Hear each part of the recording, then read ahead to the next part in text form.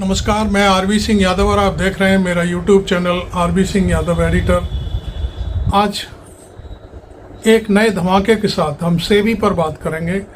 देश बीती रात जो रात निकल के गई है, पूरा देश सो रहा था, सारे व्यापारी सो रहे थे, सारी संस्थाएं सो रही थी, लेकिन मीडिया जाग रहा था। मीडिया जागता है, उसका काम है रात को जागने का।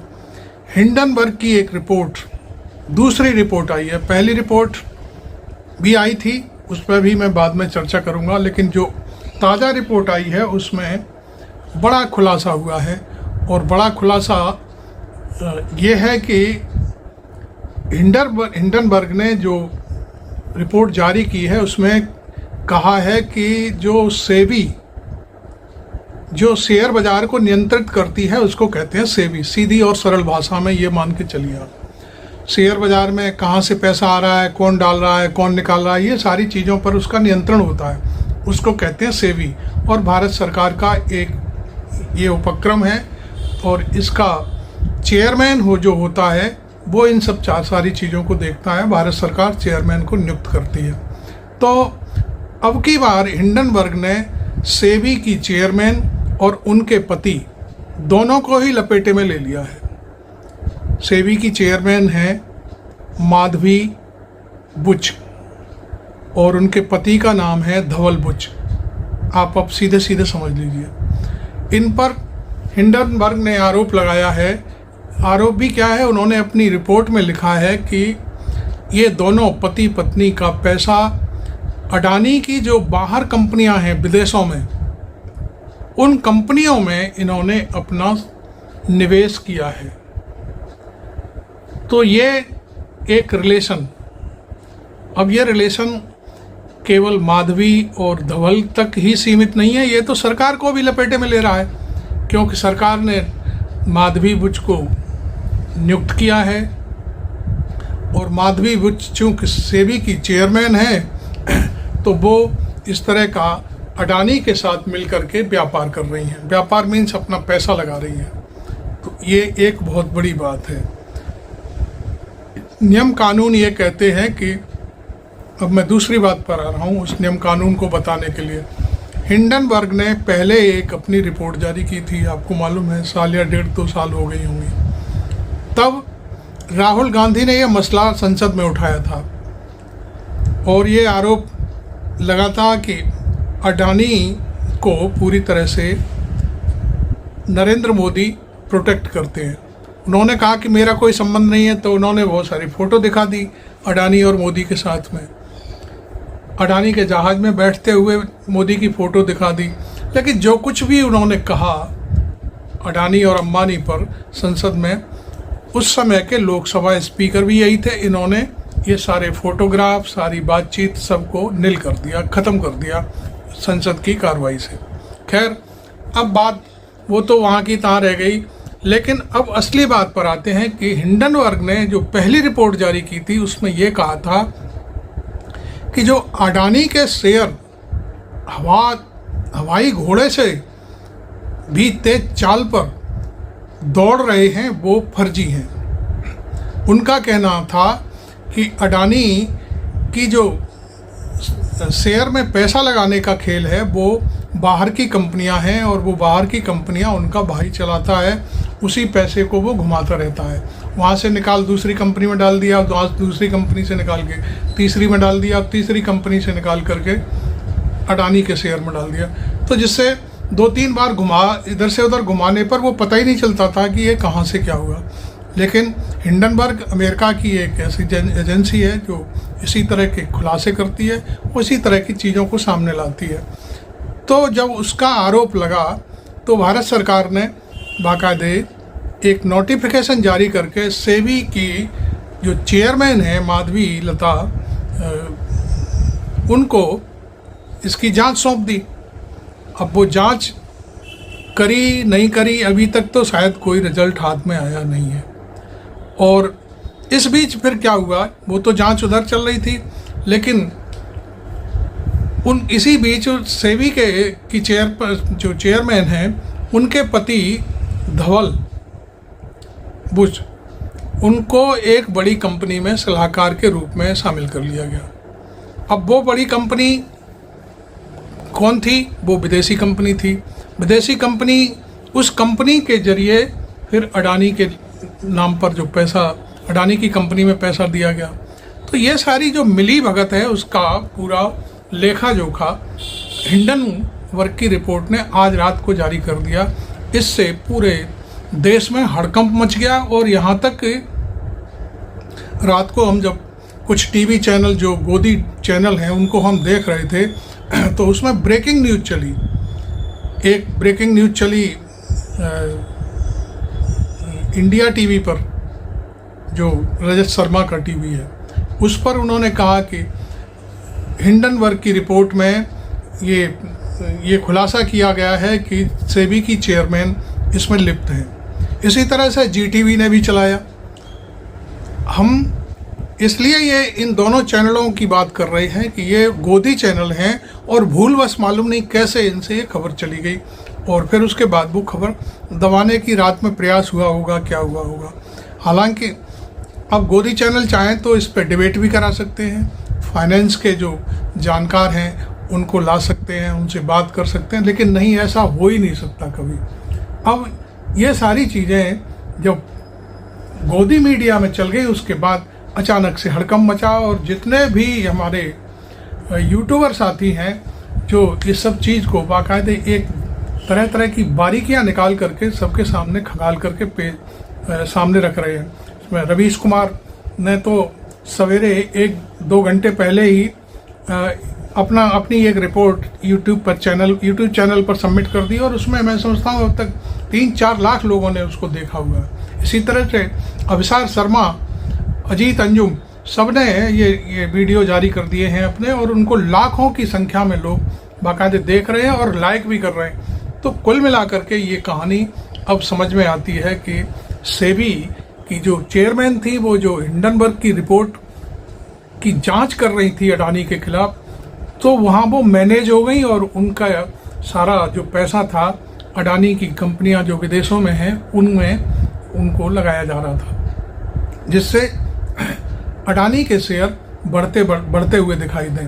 हालांकि अभी कुछ देर पहले माधवी और उसका धवल का दोनों का बयान आया है कि हिंडनबर्ग उन्हें बेमतलब इस मामले में घसीट रही है। उनके पास इस तरह की हमने कोई गुनाह नहीं किया है, और उन्होंने यहाँ तक कह दिया है कि हमने जो कुछ भी निवेश डाला है उसके हम दस्तावेज देने को तैयार हैं। खैर, आदमी ये तो बात कहता ही है, लेकिन सरकार अभी तक चुप्पी साधे हुए है कि इस तरह की यदि कोई घटना है कि सेबी की चेयरमैन और उनके पति मिलकर के अडानी की बाहरी जो कंपनियां हैं उनमें अपना निवेश कर रही हैं, तो इसकी जांच होनी चाहिए। क्योंकि सेबी के चेयरपर्सन होते हुए या उसके पद पर रहते हुए आप इस तरह का कोई गोरख धंधा नहीं कर सकते। तो अभी तक प्रधानमंत्री पीएमओ की तरफ से जो है बिल्कुल चुप्पी है, और फाइनेंस मिनिस्टर तो आप जानते ही हैं, वो कभी कभी जब टमाटर महंगा होता है तो वो बोल देती हैं कि टमाटर खाते क्यों हो, प्याज खाते क्यों हो। तो इस तरह की उनकी अपनी बातें होती हैं। राहुल गांधी जब बजट पर बोलते हैं तो वो मत्था यूँ करके पीटने लगती हैं, हंसने लगती हैं चीज़ों पर। तो वो उनका शायद कोई मसला नहीं है, और उनके होने ना होने से अब ये साफ हो गया है कि सेबी भी इस गोरख धंधे में फंसी हुई है और पूरी तरह से अडानी की मदद कर रही है। तो ये सारी चीज़ें पब्लिक डोमेन में हैं, आप जाकर के खुद भी देख सकते हैं, और आपको मैंने ये सूचना दी है।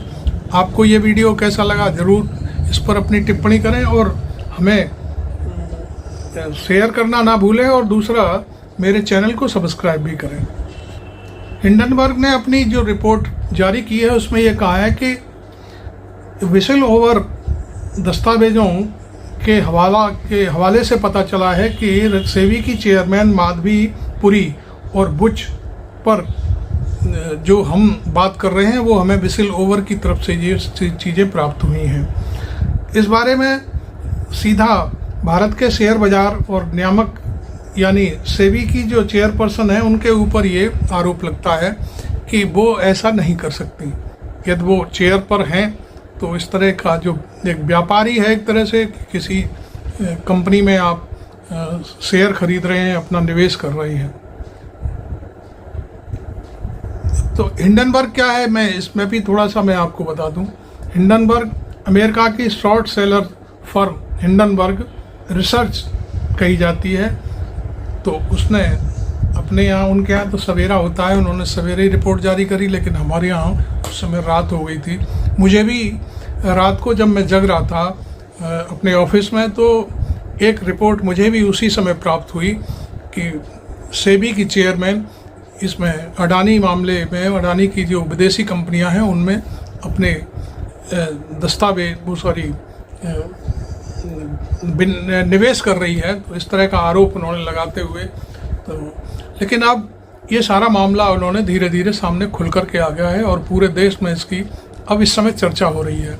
मैं समझता हूँ कि इस मामले में वित्त मंत्री और जो प्रधानमंत्री हैं उनको अपना वक्तव्य दे देना चाहिए और सामने आकर के हटाना, मतलब कह देना चाहिए, या तो वो सेबी की जो चेयरमैन है उन्हें बर्खास्त करें और या जांच के आदेश करें। लेकिन जब जांच के आदेश दिए जाएंगे तो निश्चित तौर पर माधवी को अपने पद से इस्तीफा देना होगा, तभी ये जांच संभव है, वरना फिर वही लीपा पोती का खेल शुरू हो जाएगा और अगला जो जांच का अधिकारी या जो कुछ भी वर्ग आएगा वो फिर उसको भी फिर लोग खरीद लेंगे और फिर उससे कहेंगे तुम अपना पैसा हमारे यहाँ लगाओ। ये सारा गोरख धंधा चलता रहेगा। इसमें नरेंद्र मोदी को अपनी छवि सुधारने के लिए निश्चित तौर पर ये सारी चीज़ों को आकर के सामने करना चाहिए। और मैं ये आपको बता दूं,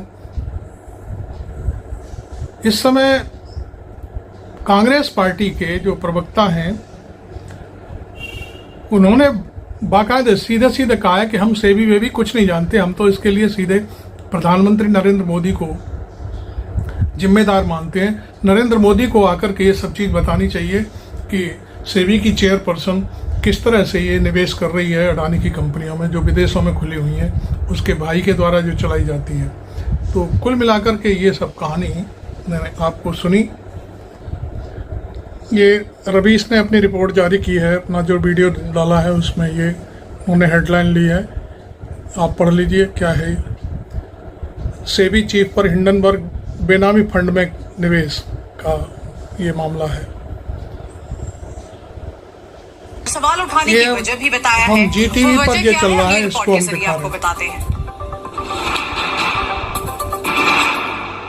हिंडनबर्ग रिपोर्ट में कहा गया है कि सेबी चेयरपर्सन माधवी पुरी बुच भी अडानी ग्रुप के साथ मिली हुई है। यही वजह है कि अडानी ग्रुप के खिलाफ हम नहीं कह रहे, 18 महीने में भी कार्रवाई नहीं की। हिंडनबर्ग रिसर्च ने इस खुलासे के बारे में सोशल मीडिया एक्स पर ऐलान किया।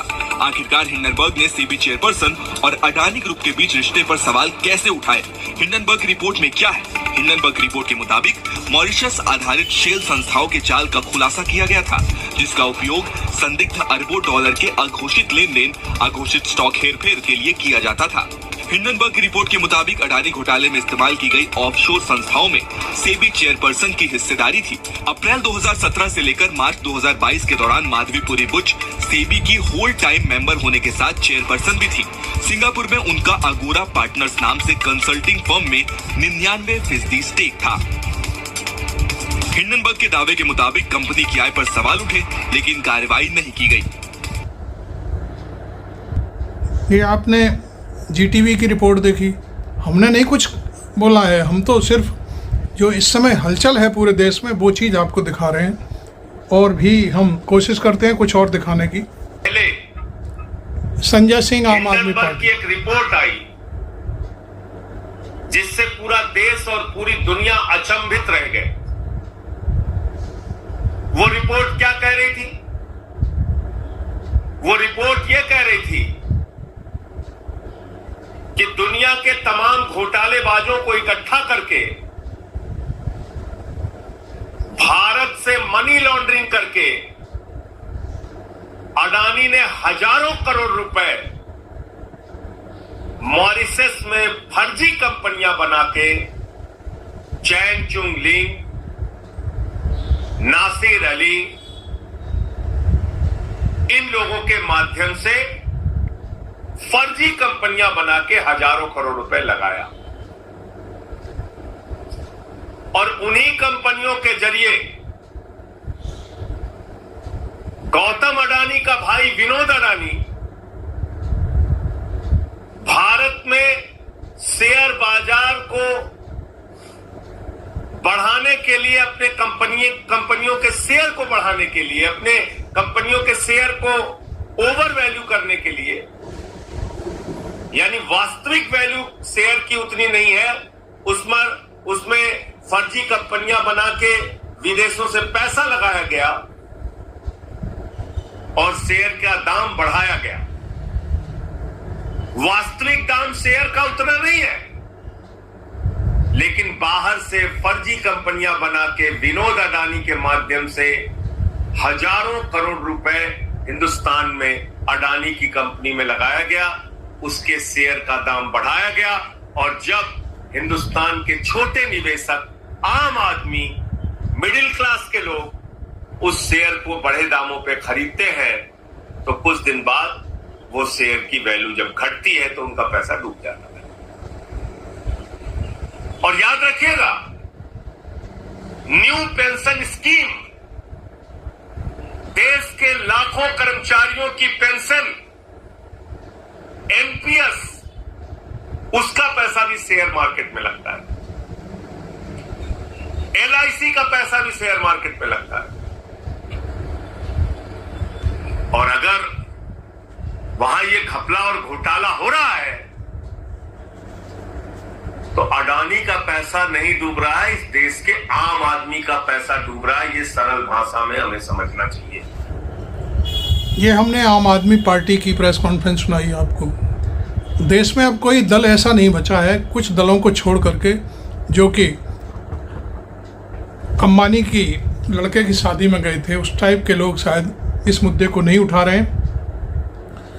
लेकिन जो वास्तविक कहानी को जानते हैं, गरीबों का दर्द समझते हैं, वो लोग इस मुद्दे को उठा रहे हैं। और संजय सिंह ने आज ये मुद्दा पूरी तरह से नंगा कर दिया, आपने देखा।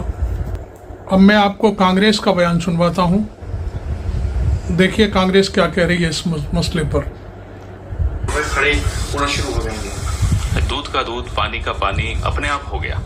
भारत सरकार ने कोई विशेष जांच की तरफ ध्यान नहीं दिया था। हिंडनबर्ग ने ही एक और रिपोर्ट निकाली जिसमें सेबी चीफ माधवी बुच और उनके पति धवल बुच के सारे कारनामे सबके सामने आ गए। ऑफशोर कंपनीज में उनकी इन्वेस्टमेंट सबके सामने आ गई। ये वो कंपनीज हैं जिसमें अडानी के भाई विनोद अडानी की भी इन्वेस्टमेंट्स हैं। जब सब कुछ सामने है तो सवाल ये उठता है कि माधवी बुच को जब सेबी का चेयरमैन बनाया था, क्या भारत सरकार को ये जानकारी नहीं थी? अगर नहीं थी तो ये बहुत बड़ी विफलता है, भूल है। और अगर थी तो षड्यंत्र का हिस्सा भारत के प्रधानमंत्री खुद हैं। सर क्या अब सेबी चीफ को ही अब आप बताइए, आप अपने घर की रक्षा के लिए एक चौकीदार रखते हैं, तो क्या उस चौकीदार पे एक और चौकीदार रखेंगे? तभी तो राहुल गांधी ने कहा था उस वक्त चौकीदार चोर है। साबित हुआ या नहीं हुआ? सर क्योंकि जब ये रिपोर्ट आई तो सेबी चीफ की तरफ से, उनके हस्बैंड की तरफ से स्पष्टीकरण दिया, कैरेक्टर असैसिनेशन की बात करते हैं। कागज सबके सामने है, उसका जवाब दीजिए। क्या ये ऑफशोर कंपनीज में उनकी इन्वेस्टमेंट्स थी या नहीं थी? ये तो सबके सामने है ना, हाँ या ना का जवाब है। ये तो हम सेबी चीफ से भी कोई सवाल नहीं पूछ रहे, हम गौतम अडानी से भी कोई सवाल नहीं पूछ रहे, हम देश के प्रधानमंत्री से सवाल पूछ रहे हैं। क्या आपकी सरकार, जो कि बड़ी मुस्तैद मानती है अपने आप को, क्या उसको ये जानकारी थी या नहीं थी? ये जॉइंट पार्लियामेंट्री कमेटी से कम में कुछ नहीं मिलेगा। जेपीसी होनी चाहिए, उसी से इन तमाम सवालों का जवाब मिलेगा। अब यहाँ कहानी निकल करके आती है कि जब सेबी की चेयरपर्सन माधवी को बनाया गया था, उनका कहना है जैसा कि उनका पैसा पहले से ही था और उनकी कंपनी पहले से ही इसमें इन्वेस्टमेंट कर रही थी। तो क्या जिस व्यक्ति को जांच सौंपी जा रही है और वो व्यक्ति अडानी के कंपनी के साथ बाहर जाकर के व्यापार कर रहा है, अपना निवेश कर रहा है, तो क्या ऐसे आदमी को चेयरपर्सन बनाया जा सकता है सेबी का? ये सबसे बड़ी बात है। खैर, आपने सब कुछ देखा और हमने कोशिश की आपको पूरी तरह से ये बात समझाने की। हमने सेबी की चेयरपर्सन का भी जो बयान आया है उसके बारे में भी चर्चा करी अब आपको देखना है कि आप इस मामले में क्या सोचते हैं। Thank you very much. मैं आरबी सिंह यादव।